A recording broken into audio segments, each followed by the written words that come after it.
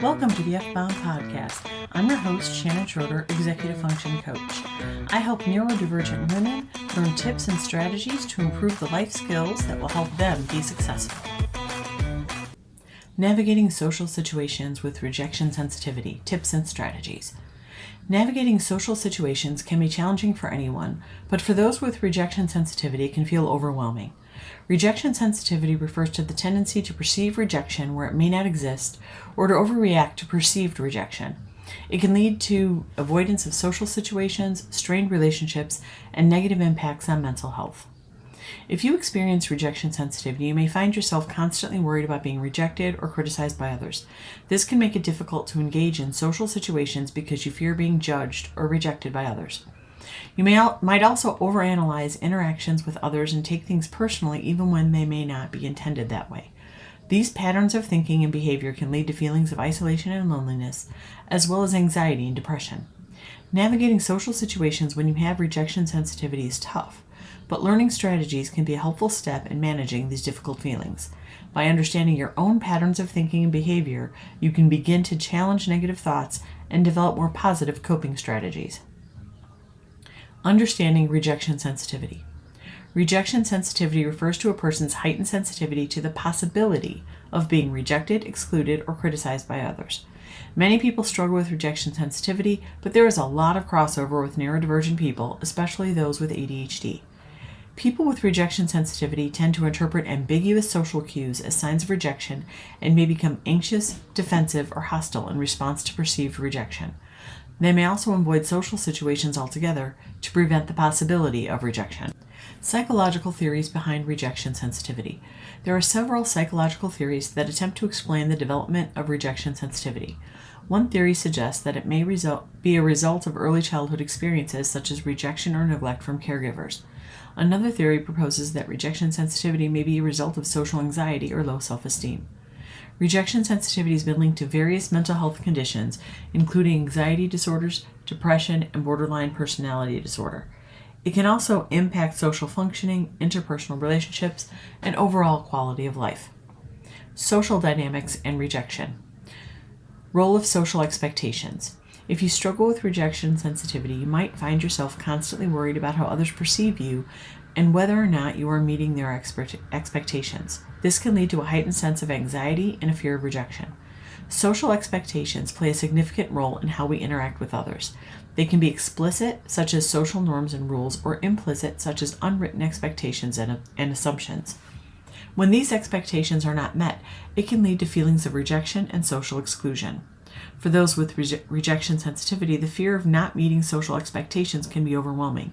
This can lead to a constant need for reassurance and validation from others, which can further perpetuate the cycle of anxiety and fear. Impact of rejection in social hierarchies. Social hierarchies are another aspect of social dynamics that can impact rejection sensitivity. In many social situations, there is a perceived hierarchy, with some people being seen as more powerful or influential than others. Even though we aren't in high school anymore, in some ways it still feels like walking into the cafeteria. Who are the cool kids? You don't want to make enemies of any of them.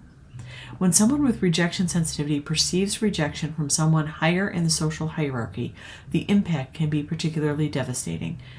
If your boss or coworker with more seniority says or does something that you perceive as rejection, you can spiral into a massive anxiety and depression. You might start worrying about getting fired or having a coworker turn all of the others against you so that you'll be ostracized. This can lead to feelings of inferiority and a sense of being unworthy. It can also lead to a fear of asserting oneself and standing up for one's own needs and desires. This can further perpetuate feelings of rejection and social exclusion, as others may perceive the individual as being weak or passive. Overall, navigating social situations with rejection sensitivity can be challenging. It's important to remember that often the rejection is something we've built up in our heads, and while it feels real, the other person might be utterly clueless that you feel this way. By building self-confidence and assertiveness skills, people with rejection sensitivity can learn to navigate these situations with greater ease and confidence. Navigating relationships with rejection sensitivity. If you have rejection sensitivity, you might be constantly worried about being rejected or abandoned, which can lead to feelings of anxiety and even depression. However, there are some communication techniques and boundary setting strategies that can help you manage your rejection sensitivity and navigate relationships. Communication techniques. One of the most important communication techniques for navigating social situations and relationships with rejection sensitivity is to be clear and direct with your communication. When you're clear and direct, you reduce the likelihood of misunderstandings and misinterpretations, which can trigger feelings of rejection. Keep in mind that just because you're being clear and direct doesn't mean that everyone else is. That ambiguity is often the cause of more perceived rejection. Because of this, it's also important to practice active listening. When you actively listen to your partner, you show them that you value and respect their thoughts and feelings.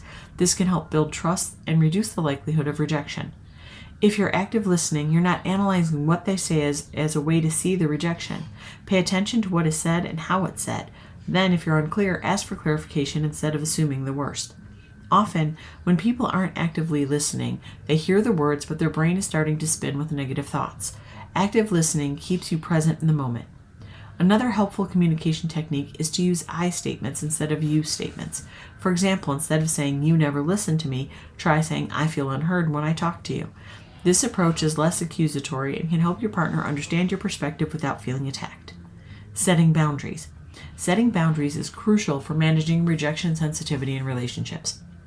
When you set clear boundaries, you communicate your needs and expectations to your partner, which can reduce the likelihood of rejection. It's important to set boundaries that are realistic and achievable. For example, if you have a fear of being abandoned, you may want to set a boundary that your partner checks in with you regularly when they are away. However, it's important to be realistic about how often your partner can realistically check in, so you don't set yourself up for disappointment and feelings of rejection. You also don't want to be overly clingy or needy. Another helpful boundary setting strategy is to practice self-care. When you take care of yourself, you are better equipped to manage rejection sensitivity and maintain healthy relationships. This can include activities such as exercise, meditation, or spending time with friends and family. Building resilience to rejection. Developing a support system. Having a support system can be crucial in building resilience to rejection. It's important to surround yourself with people who understand and accept you and who can provide emotional support when you need it. This can include family, friends, or even a therapist or support group. When seeking out a support system, it's important to consider the qualities you're looking for in a support person. You want someone who is empathetic, non-judgmental, and able to provide constructive feedback. It's also important to communicate your needs and boundaries with your support system so they can provide the support you need in a way that is helpful to you. Improving self-esteem. Another way to build resilience to rejection is to work on enhancing your self-esteem. This can involve challenging negative self-talk and replacing it with positive affirmations. It can also involve setting realistic goals for yourself and celebrating your achievements no matter how small they are. Engaging activities that you enjoy and that make you feel good about yourself can also help to improve your self-esteem. This can include hobbies, exercise, or spending time with loved ones. It's important to prioritize self-care and to treat yourself with compassion and kindness. Bottom line, if you feel good, you're more likely to feel good about yourself. It will be easier to beat down the negative thoughts that accompany rejection sensitivity. Technological influence on rejection sensitivity. Social media dynamics. Social media can be a double-edged sword for people with rejection sensitivity. On one hand, it can provide a platform for social connection and validation. For many of us, we found awesome, supportive communities and friends online. On the other hand, it can also trigger feelings of rejection and inadequacy. We've all seen posts of people with their seemingly perfect lives. When we encounter posts of others enjoying social events or receiving positive feedback, it can trigger feelings of jealousy or insecurity. Additionally, the pressure to present a perfect image on social media can lead to a constant self-comparison and a fear of not measuring up. What's more, social media gives the impression that everything is occurring in the moment and everyone is online all the time. So if we like or comment and get no feedback, it's easy to believe we are being rejected. To navigate these dynamics, it's important to recognize limitations of social media and to prioritize real-life connections and activities. It's also helpful to limit exposure to triggering content and to practice self-compassion and self-care. Digital communication challenges. In today's world, much of our communication occurs through digital channels such as text messages, emails, and social media. While these channels can be convenient, they also present unique challenges for those with rejection sensitivity. For example, the lack of nonverbal cues and tone of voice in digital communication can make it difficult to accurately interpret others' intentions and emotions. This can lead to miscommunications and misunderstandings that trigger feelings of rejection. To navigate these challenges, it's important to practice clear and direct communication to avoid making assumptions and to seek clarification when needed. It's also helpful to take breaks from digital communication and to prioritize face-to-face interactions whenever possible. Navigating social situations can be tricky for anyone, but for many neurodivergent people it can feel like stumbling through a landmine. Couple that with rejection sensitivity, and that person is in a constant state of misery. They're afraid to do or say something because they believe they'll be rejected, but if they do say something, it might be misinterpreted and still lead to rejection. We all know that rejection is part of life. You can't really get through life without experiencing it. That's why it's important to be able to manage your emotions so you don't spin out based on perceived rejection. Don't assume things or see rejection that isn't really there.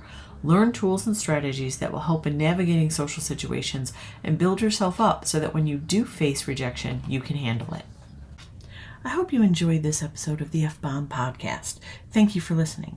Remember to subscribe below and check out my show notes to learn more about my Facebook group, courses, and membership.